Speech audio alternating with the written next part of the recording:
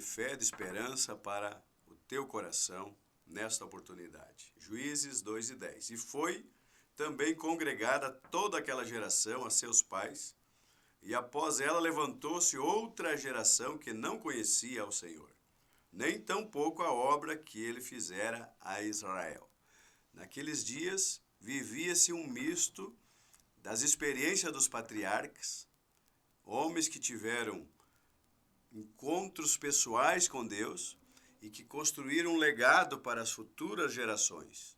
Mas a circunstância do livro de Juízes é que havia uma geração que estava se levantando que não tinha aquela experiência pessoal com Deus, que não pensava em construir ou dar continuidade no legado para as futuras gerações.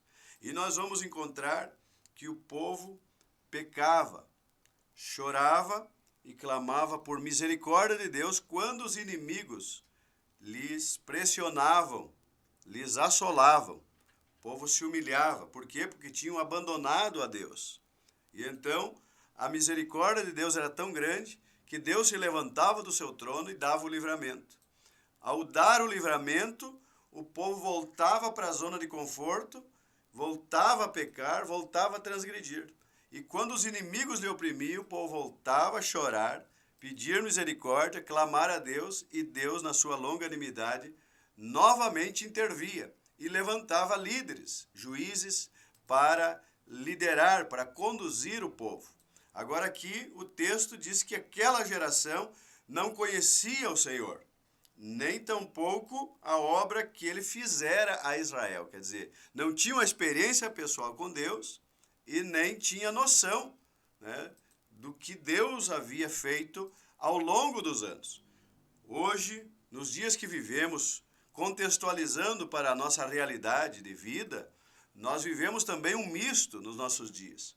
Homens com chamadas verdadeiras, mas que também nós estamos cercados de homens, de mulheres no reino de Deus que não tiveram ainda uma experiência pessoal com Deus.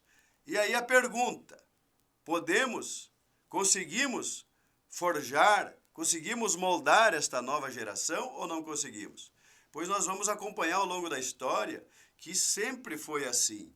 Desde que existe a humanidade, sempre teve aqueles com experiências grandiosas com Deus e aqueles que estão iniciando.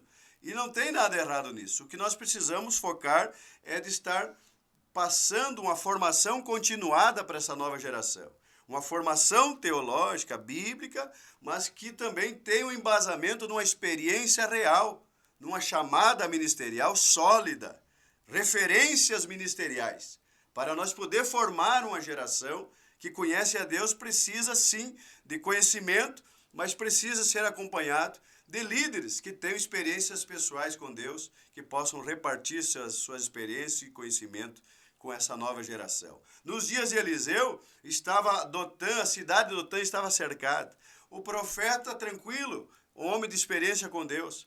Mas o moço que o acompanhava fazia parte de uma geração que também não conhecia, não tinha experiência com Deus. No entanto, o profeta caminhava com este moço, discipulando, formando ele, teoricamente, mas através da sua vivência prática sólida de comunhão com Deus. E o moço se apavorou e disse: meu senhor, cercaram a cidade de Dotã, nós vamos morrer.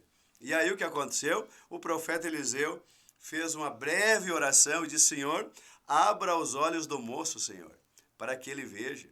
E então, naquele instante, abriu-se os olhos espirituais do moço e havia então a cidade de Dotã cercada de inimigos, sim, mas o exército de Deus, carros de fogo, carruagens, estavam ali num número assombrosamente mais impactante, né? E o profeta pergunta ao moço: e aí, o que tu estás vendo? Ele disse: eu estou vendo carros e carruagens de fogo em nossa volta, e maior é o número dos que estão com nós, dos que estão contra nós. Vejam só, uma experiência, né? Um profeta construindo um legado, mas formando uma outra geração também, trazendo eles para a presença de Deus, trazendo eles para experiências novas. E vejam, nos dias que vivemos, passamos por períodos turbulentos. por ciclos diferenciados, por vezes crises. E aí, né, nós precisamos de homens e mulheres de Deus que tenham uma vivência sólida de experiência com Deus, sabendo que as crises elas são temporárias. E então, nesses momentos, nós precisamos levar as pessoas a ter um relacionamento pessoal com Deus, a orar, a buscar na palavra, mas não se apavorar, né? Não podemos perder o ânimo, não podemos retroceder, nem tomarmos decisões precipitadas. Vamos passar juntos as crises, as dificuldades, as adversidades, vamos passar juntos e Deus nos dará vitória, como aconteceu aqui com o profeta Eliseu. Esta geração de juízes aqui não tinha experiência com o Senhor, mas nós vimos que Deus levantava líderes que tinham experiência com ele para influenciar esta geração, para dar continuidade no legado dos patriarcas. Deus abençoe. A igreja nunca será pega de surpresa. A obra de Deus nunca vai parar porque trocou de partido A ou partido B, porque alguém estava de mau humor e não quis mais assumir a sua chamada, por alguém que está incrédulo, pensa que poderá não dar certo e abandona o chamado.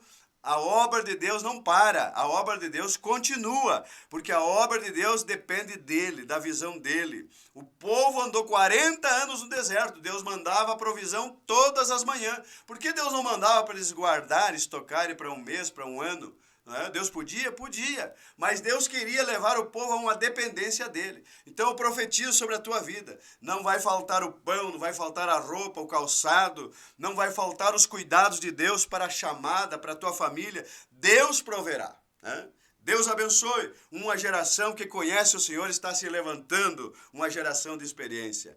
No nome de Jesus, eu profetizo e libero esta palavra sobre a tua vida, a tua família, e o teu ministério, e o teu projeto, tua empresa, em nome de Jesus.